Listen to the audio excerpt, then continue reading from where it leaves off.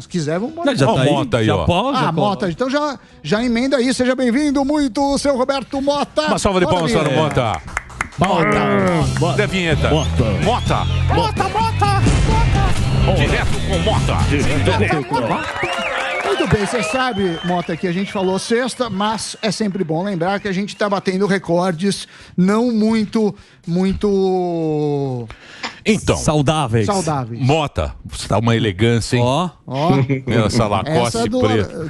É uma elegância, uma elegância carioca. Obrigado, Emílio. Vocês são sempre muito gentis e generosos, muito mais do que eu mereço. Muito obrigado mesmo. Deixa eu falar uma coisa pra você. Esse negócio das contas públicas era o quê? Isso é o quê? O quê? É a conta da transição, correto ou não?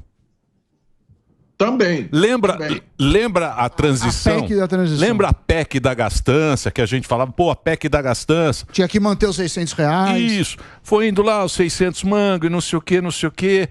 A turma vai esquecendo aquele negócio, é que nem o arcabouço, vem o arcabouço, passa, as coisas vão passando, chegou a conta. A conta chegou agora, que é o quê? É de 74,4% do PIB. É isso, né? Isso aí é o dinheiro. Acumulado. E vou dizer uma coisa pra você, e começou agora, porque o Bolsonaro tinha superávit. O governo, o Lula pegou com superávit. Então... É isso aí. Né? Então explica pra nós. Eu acho que aí tem duas questões, eu acho que vale a pena a gente separar. Uma é o do equilíbrio das contas, né? O equilíbrio das contas é que nem você ter um pai de família. Imagina, um pai que tem a esposa, os filhos para sustentar, ele ganha R$2.000 por mês. Mas o pai e a família, têm desejos, têm preferências, têm hábitos que fazem com que eles gastem R$5.000 por mês. Então, todo mês falta 3 mil. E aí, o que eles fazem? Primeiro pegam dinheiro no banco. Depois pegam empréstimo consignado. Pegam dinheiro com agiota. Pegam dinheiro com parente. E isso, eles estão ali conseguindo pagar, mas eles estão vivendo com dinheiro emprestado. É lógico que essa conta um dia chega. O funcionamento do governo é mais ou menos assim. Se usa expressões complicadas, palavras difíceis, né? Mas a dívida pública, especialmente a dívida do governo federal, é isso. Foi muito tempo em que o governo gastou dinheiro que ele não tinha. Então ele tem que pegar esse dinheiro emprestado das pessoas ou das empresas e aí vai acumulando juros sobre juros. Se eu não me engano, o valor atual dessa dívida é um número que vale a pena a gente anotar. É 6,265 trilhões de reais. Se a gente dividir isso, depois o Sami pode verificar se eu fiz a conta certa, mas se você dividir isso por 200 milhões de brasileiros, dá R$62.000 de dívida para cada um de nós. Homens, mulheres, crianças, idosos, aposentados, todos nós, todo brasileiro que nasce hoje, já nasce devendo R$62.000. Então, mas essa conta que você está fazendo já tem a rolagem da dívida, né? Que é o dinheiro do juro. Já está tudo... acumulado. Já acumulou tudo. É para zerar a conta. Se fosse aí zerar, também não vai zerar. Também não vai zerar, né? Aí é difícil. Essa é a dívida. É a dívida. É a dívida. Isso aí, Emílio, é uma das questões que muitos estudiosos levantam. É uma das questões das democracias ocidentais. A grande maioria das democracias tem dívidas que são impagáveis, que são sempre roladas, e aí é os juros sobre juros, onde é que isso vai parar? Você não pode viver assim. Hoje a dívida já está em 74% do PIB. Daqui a pouco vai para 80%, 90%, daqui a pouco passa de 100% do PIB. Malta, só uma coisa, você pegou 1.240 bilhões e dividiu por 200 milhões? 6 trilhões. 6 trilhões. 6 trilhões. Trilhão não dá nem para saber quantos zeros são. Isso é o estoque da dívida... Quantos zeros são trilhão, professor? 9 zeros. Uma salva de primeira aí, ó, pra você ver. Primeira, 9 zeros. Isso aqui é matemática, né? Mas 6 trilhões dividido por 200 milhões dá 30 mil. Então é 30 mil, fiz a conta errada. 30 mil e alguma Professor. 30 mil hoje se divide. Mas até é alto. Se também, dividir não por muda 10. o argumento. Se dividir por 10 já dá para pagar essa dívida. Já. Se dividir em 12 prestações. De 12 prestações a gente paga. A gente quita. Não, mas eu acho que o principal ponto, e aí eu queria a opinião do Mota, assim, você tem a dívida. Você vai lá no banco e fala, tô ferrado, eu quero renegociar a dívida. Beleza. O que ele vai falar? Vai falar, qual que é a sua capacidade de geração de riqueza? E quais são seus gastos? Então, o que preocupa muito não é o valor da dívida apenas. É que, além disso, a gente tem uma sinalização que vai continuar gastando mais. Ou seja, a dívida, a tendência dela é aumentar. E com esse aumento, o que você precisa fazer para atrair dinheiro estrangeiro, para conseguir pagar as contas? Aumentar juros. O próprio Campos Neto falou hoje que está preocupado com a dívida pública. Então, assim, a gente olha a dívida em si, vale a pena olhar, e é alta, mas também é a tendência. E a tendência é negativa. Boa. E o problema é que isso aí, pô, PT tá quanto tempo aí? 16 anos? Quanto tempo o PT ficou lá? Foi 2 do Lula, dia e meio, e agora o Lula 16 anos. 8, 16 e vem mais 30. E vem aí, Pode aguardar. Esse é o grosso, né? Já passou. O Mota. Esse é o grosso. O grosso O Marcos Troirro, que era o presidente do Banco dos BRICS, é um cara sensacional, vale a pena vocês chamarem ele um dia para bater um papo. Ele faz uma analogia muito legal. Ele diz o seguinte, imagine que o século XXI é uma semana. Nessa semana, a esquerda brasileira ficou no poder 5 dias e meio. Só 1 dia e meio foi ocupado por políticos que não são de esquerda na presidência da República. Então, o século XXI no Brasil é um século onde a esquerda ditou o rumo do país. E eu quero dizer para o Sami, concordo plenamente com o que ele falou, à medida que o governo vai fazendo essas coisas, vai ficando mais difícil conseguir dinheiro para financiar a dívida, o que sinaliza um aumento de juros. Agora, o pior disso tudo, Sami, é esse viés cultural do Brasil de demonização da riqueza, demonização da prosperidade, né? Ataque aos empresários, como se empresários e empreendedores fossem hoje responsáveis pela pobreza, por causa daquela ideia errada, que a gente já ouviu sob várias formas. Se alguém está gordo, é porque tem alguém que está comendo de menos. Então, se alguém é muito rico, é porque tem muitos pobres. Na verdade... Na África não tem muito gordo. Na África, por essa lógica, tinha que ter muitos obesos, porque uma parte da população dos países mais pobres passa fome, e isso não ocorre. Né? Claro. Não, mas é a mensagem que a gente ouve, de uma certa forma, praticamente todos os dias, né?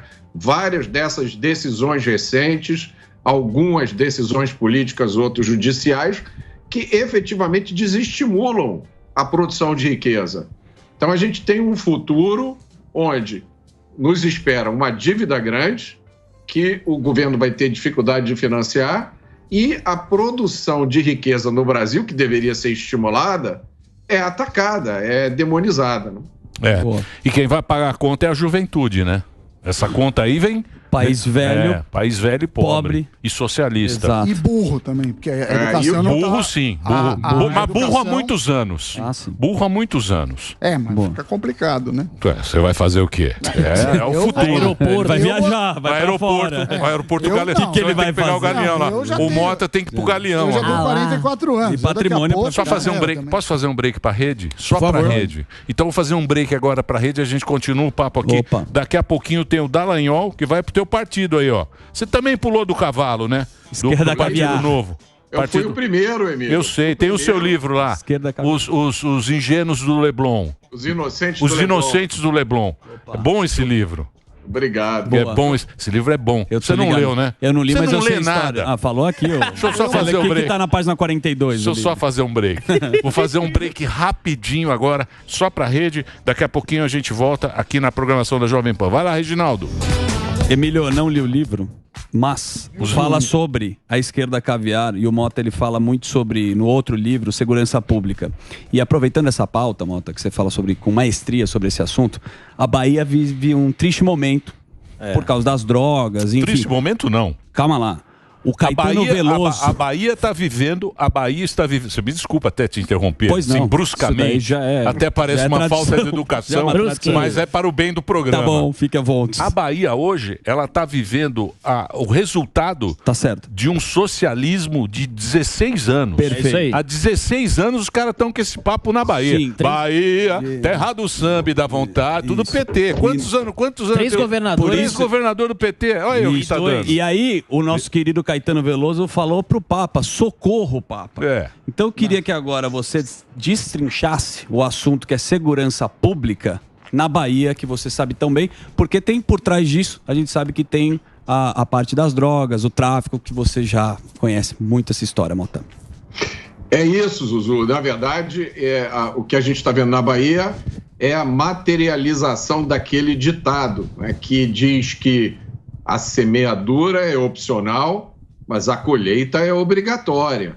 Quando você embarca numa corrente de pensamento político que tem certas ideias, você vai pagar a consequência dessas ideias, né? Eu, para exemplificar isso, vou mostrar para vocês aqui um trabalho escolar que eu fiz em casa, que é a cestinha da esquerda.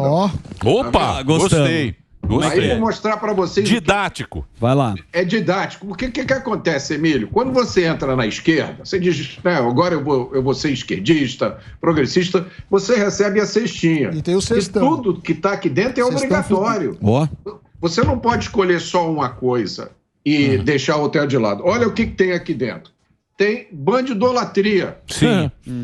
Bandidolatria é aquela ideia de que o criminoso é um pobre coitado, ele não sabe o que está fazendo, ele tem que ser acolhido, ele não pode ser punido. Então, o sujeito que comete um crime horrível aqui no Brasil, que nos Estados Unidos ele seria condenado à prisão perpétua, aqui ele fica 8, 9, 10 anos e é reintegrado à sociedade, é acolhido, né? Uma coisa bonita. Agora, olha o que mais tem aqui na cestinha.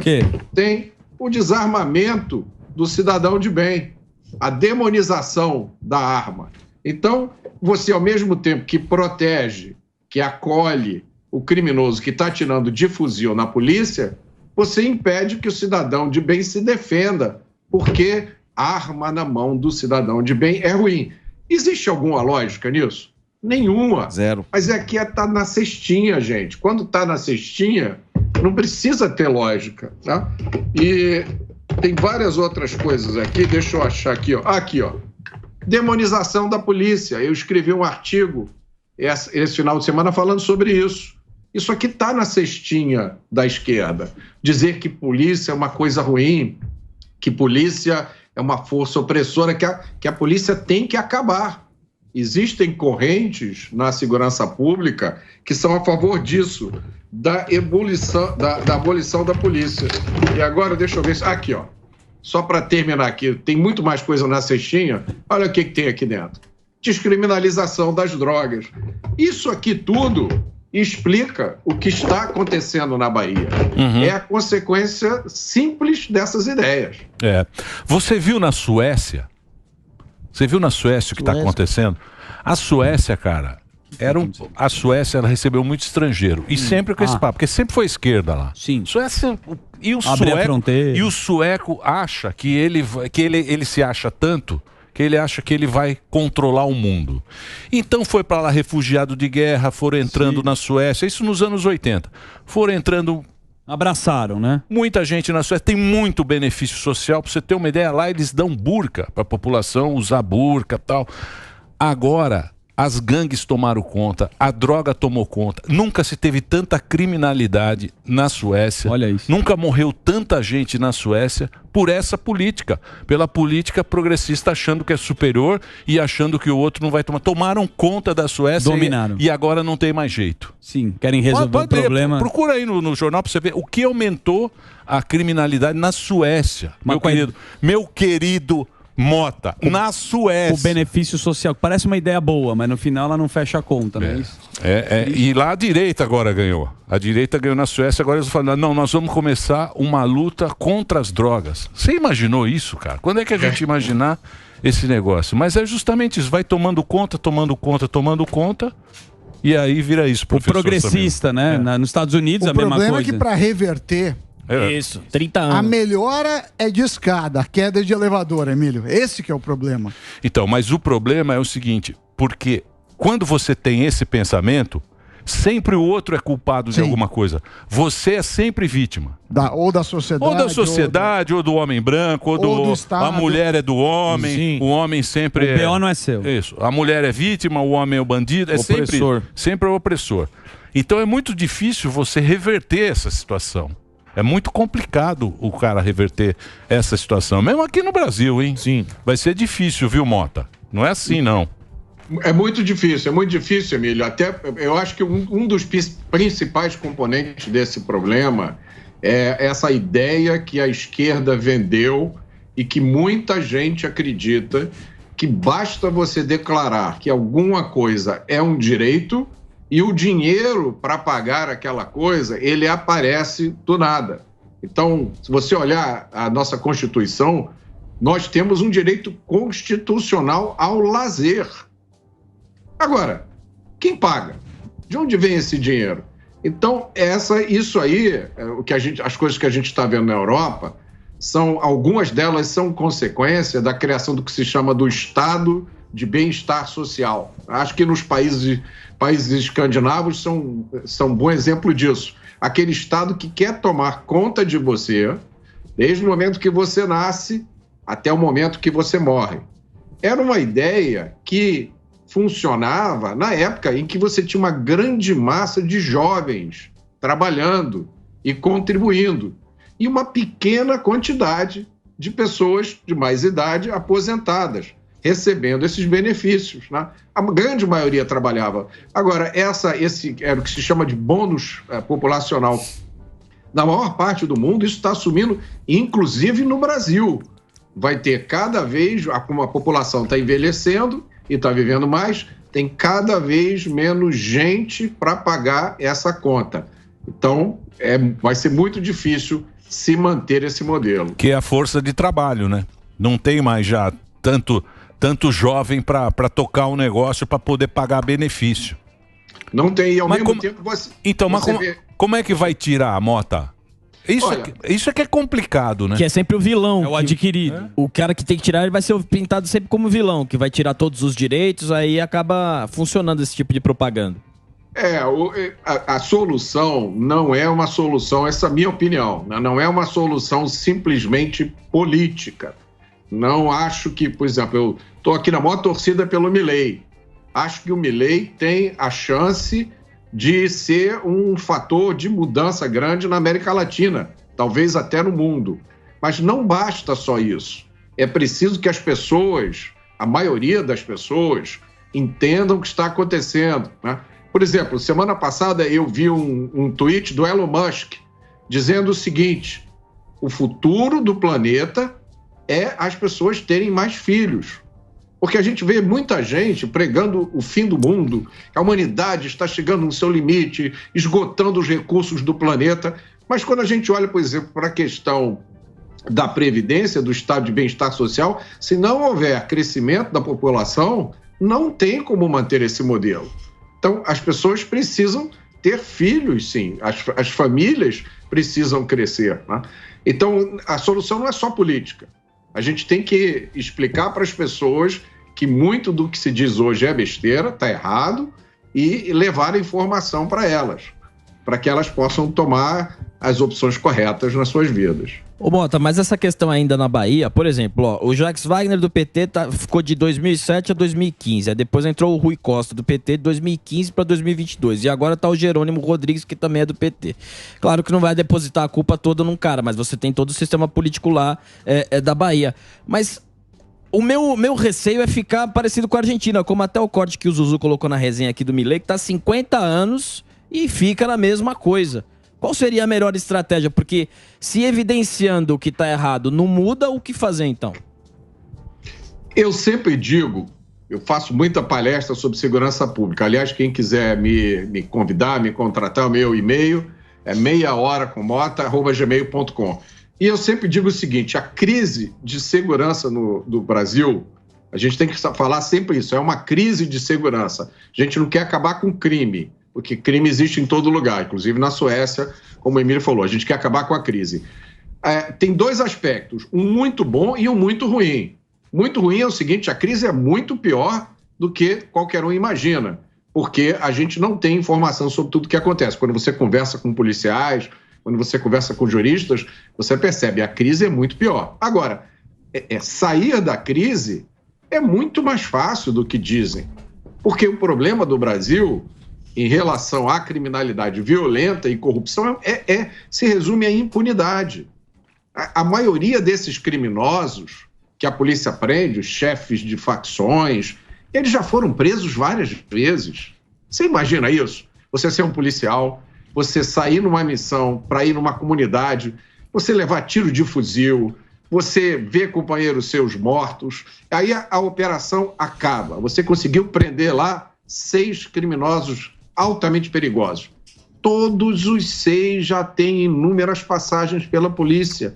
E aí você acompanha o que vai acontecer com eles, e aí o promotor diz para você, olha, eu tentei, mas é a lei brasileira. Esse aqui não vai ficar mais de 4 anos preso. E aí você pensar, daqui a 4 anos, você vai ter que ir de novo atrás desse cara, porque é uma pessoa que viveu a vida inteira no crime, não vai mudar, a chance dele mudar é 0. Então, se você quiser atacar com efetividade a crise de segurança no Brasil, começa por aí. É preciso rever a legislação penal, endurecer e muito as nossas leis. Segundo, retomar o controle do sistema prisional, que hoje está nas mãos das facções. São elas que cuidam da maioria dos presídios, com poucas exceções. E, por último, reestruturar as nossas polícias, para que elas possam ter melhores condições de trabalho e trabalhar de uma forma mais eficiente. Eu defendo a ideia da polícia municipal. A polícia dos Estados Unidos é essencialmente municipal. Lá existem mais de 16 mil forças policiais. Aí muita gente diz, Mota, mas você vai entregar a polícia na mão dos prefeitos, o Brasil não tem condições para isso. Olha, eu acho difícil a gente passar por uma situação de segurança pública pior do que a gente tem hoje. E se existem caminhos, a gente tem que olhar para o que funciona e tentar aprender com essas lições. Mas lá tem a democracia direta, né? Você escolhe o xerife. Essa é a diferença, né? Nossa aqui também, né? Que a gente escolhe o governador e ele escolhe o chefe da polícia.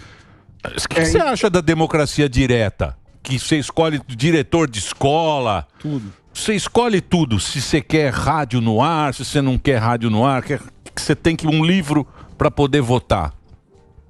Essa é uma pergunta difícil, Emílio. Eu acho que para algumas questões, esse que se chama de democracia direta, né? Você colocar a decisão direto na mão do eleitor, para algumas questões, isso funciona muito bem. Eu acho que principalmente para questões onde há muita polêmica, né? Por exemplo, essa questão da descriminalização do aborto. Eu acho que seria uma questão apropriada para você colocar para a maioria da população, né? Com plebiscito. A outra é a questão da descriminalização do tal porte de maconha para consumo próprio, mas existem outras questões que são muito complicadas. E aí, dependendo da forma com a qual você faz a pergunta, a pessoa pode entender aquela pergunta de uma forma completamente diferente, né? E tem também a questão do respeito ao resultado, porque a gente teve aquele famoso plebiscito lá atrás. Plebiscito das armas, né? Das armas. Perguntaram à população brasileira, você quer que o comércio de armas seja proibido? A população respondeu não. E ainda assim, o governo passou o tal estatuto. Não valeu. O governo põe na gaveta. Não valeu. Ô, Mota, esse não valeu. Vamos já. Fica aí pra fazer uma pergunta, pra dar um programa assim de mais categoria pra gente. Carimbar. Mas é meio fuleiro. Credenciar. O nosso programa tá muito fuleiro aqui, ó. A direção tá falando mal do nosso programa e você vai dar um toque de elegância nesse programa. Que vem convidados de altíssima categoria.